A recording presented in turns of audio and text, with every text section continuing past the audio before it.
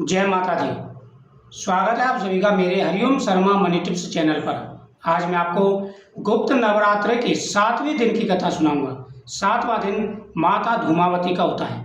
गुप्त नवरात्रों में 10 माँ विद्या स्वरूपों की आराधना की जाती है। माता धूमावती की पूजा करने से सभी प्रकार की मनोकामनाएं पूरी हो जाती हैं। माता धूमावती की आज मैं विस्तार से कथा सुना रहा हूँ। साथ ही आप माता के सामने पुष्प चढ़ाएं, दीपक जलाएं। ओम धूम धूम धूमावते स्वाहा, ओम धूम धूम धूमावते देव्ये स्वाहा या ओम श्री धूमावते नमः आदि मंत्रों का जाप करते हुए माता धूमावती की पूजा करें। माता धूमावती के सामने आप अपनी इच्छा बोले, अगर कोई भी इच्छा है तो वह पूरी होगी। साथ ही घर से दरिद्रता दूर हो जाती है, घर में सुख और समृद्धि आती है। धूमावती माता की कथा इस प्रकार से है। गुप्त नवरात्रों में 10 स्वरूपों की पूजा की जाती है। गुप्त नवरात्रों में माता के 10 माँ विद्या स्वरूपों की आराधना की जाती है।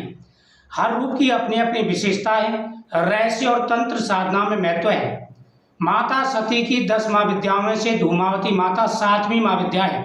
यह माता सती का सबसे प्रचंड रूप है और जिसकी उत्पत्ति सभी विद्याओं में सबसे अलग मानी जाती है। यह रूप सबसे प्रचंड है और यह रूप माता का तेजस्वी रूप है, सभी मनोकामनाओं को पूरा करने वाला है। 10 माँ विद्याओं की तरह धूमावती देवी की शक्तिशाली पूजा का महत्व है। माता बहुत ही शक्तिशाली है, इनकी पूजा करने से शक्ति प्राप्त होती है, मनोकामना पूरी होती है। 10 माँ विद्याओं की तरह धूमावती देवी भी एक शक्तिशाली देवी है, लेकिन इनका यह स्वरूप सकारात्मक गुणों का मिश्रण है, नकारात्मक और सकारात्मक गुणों का मिश्रण है। धूमावती माता विधवा एवं वृद्ध हैं। धूमावती विश्व में कलह उत्पन्न करने वाली तथा भूख से व्याकुल माता का एक रूप है। माता के इस रूप को अनिष्ट और दुर्भाग्य के रूप में देखा गया है, क्योंकि इनकी उत्पत्ति ऐसी विषम परिस्थितियों में हुई है जहाँ कोई भी स्त्री करुणा की जगह क्रोध अथवा विनाश और सौम्यता की जगह प्रचंडता का रूप धारण कर लेती है। उनका ये स्वरूप एक गहरा आध्यात्मिक अर्थ भी लिए हुए है, यानी धूमावती की माता का जो स्वरूप है वो प्रचंड है। साथ ही जहाँ पर विपत्ताएं ज़्यादा हों, परेशानी ज़्यादा आती हैं, जहाँ पर विपत्ता पे विपत्ता आती है, वहाँ पर धूमावती माता की पूजा की जाए तो सारी विपत्ताओं का नाश हो जाता है। पौराणिक कथा के अनुसार जब माता सती अपने पिता द्वारा भगवान शिव के अपमान को सहन नहीं कर पाई और अग्नि कुंड में प्रवेश कर गई, जहाँ पर माता का अपमान हुआ, भगवान शिव का अपमान हुआ। जब वो पिता के यज्ञ में गई थी तो उस समय माता ने अग्नि के द्वारा अपना शरीर वहाँ पर त्याग दिया था। धूमावती माता ने जब यह रूप धरा तो वे दुख, विषाद, पीड़ा इत्यादि से संतप्त थी और जब वहाँ पर सिर्फ धुआं ही धुआं रह गया तो उससे माता धूमावती का प्राकट हुआ। और जब माता धूमावती का प्राकट हुआ तो उस समय वो शोक और दुख के कारण व्यथित थी। व्याकुलता, बेचैनी, दरिद्रता, तड़प, थकान आदि एक साथ प्रदर्शित होते हैं। धूमावती अकेली हैं, शिव विहीन हैं और श्रृंगार रहते हैं।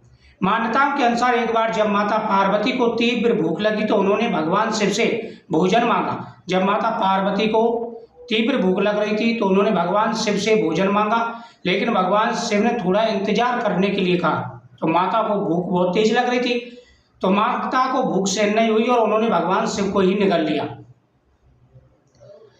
भगवान शिव को ही निगल लिया। भगवान शिव को निगलते ही शिव के शरीर में स्थित समुद्र मंथन का विष माता के शरीर को जलाने लगा, जिस कारण उनके शरीर से धुआं निकलने लगा। विष के प्रभाव से माता रानी का शरीर धीरे धीरे बूढ़ा होने लगा और उनके चेहरे पर झुर्रियां पड़ गईं। इस पीड़ा से बेचैन होकर माता पार्वती ने शिव जी को अपने मुंह से बाहर निकाल दिया। बाहर आने पर भगवान शिव ने उन्हें क्रोध में जो है विधवा कहा, क्योंकि भूख से व्याकुल होकर वो अपने पति को निगल गई थी। इसलिए माता पार्वती के स्वरूप को बहुत ही क्रोधपूर्ण रूप भी कहा जाता है। तो भगवान शिव को वो निगल गई थी। भगवान शिव के कंठ में जो विष था उसके कारण उनका शरीर बूढ़ा हो गया था, चेहरे पर झुर्रियां आ गई थी, तब उन्होंने भगवान शिव को बाहर निकाला था। धूमावती देवी एक बिना घोड़े के रथ पर बैठी दिखती हैं, जिनके शीर्ष पर एक कौवा बैठा है। माँ के एक हाथ में टोकरी और दूसरा हाथ अभय मुद्रा देने वाला है, जो कि ज्ञान प्रदान प्रदान करने वाला मुद्रा है। एक हाथ से वो आशीर्वाद दे रही हैं, अभय प्रदान कर रही हैं। तो माता धूमावती की इस कथा का श्रवण करने से घर से दरिद्रता का नाश होता है, संकटों का नाश होता है, हर प्रकार की मनोकामना पूरी हो जाती है। तो माता के स्वरूप की आप आराधना करें, आपके सारे भय, कष्ट, रोग सब कुछ दूर होंगे और माता का आशीर्वाद प्राप्त होगा। जय माता।